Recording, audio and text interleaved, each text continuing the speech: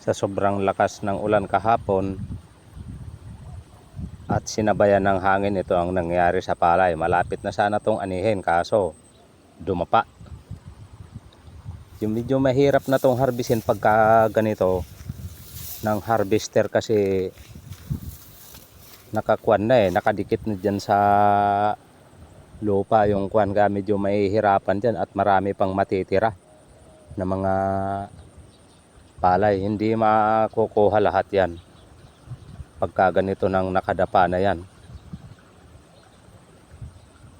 Yan lang mahirap pagka yung umulan kasi sinabayan ng malakas na hangin at maganda pa naman yung kuan, butil ng palay.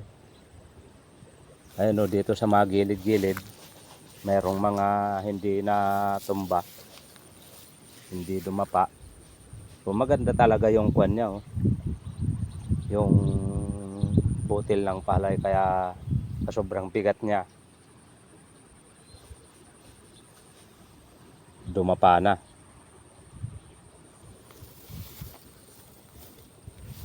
Sana wag nang uulan ulit ng malakas at may kasabay na hangin para hindi siya didikit masyado dyan sa kuan, sa putik o dyan sa lupa.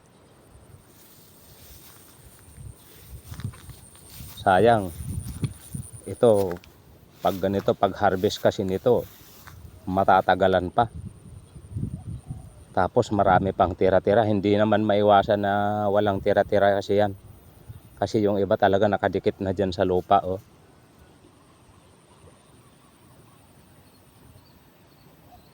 ayan, dapang dapa yung iba. Ayan pa hanggang to doon sa dulo. Ayan, medyo mahaba yan. Pero yung iba hindi masyado pang dumikit sa lupa dyan sa putik. Pero pagka umulan pa ng malakas yan, tapos sabayan ulit ng hangin, dyan sila talaga didikit masyado dyan sa lupa. So hanggang lang muna dito. Salamat.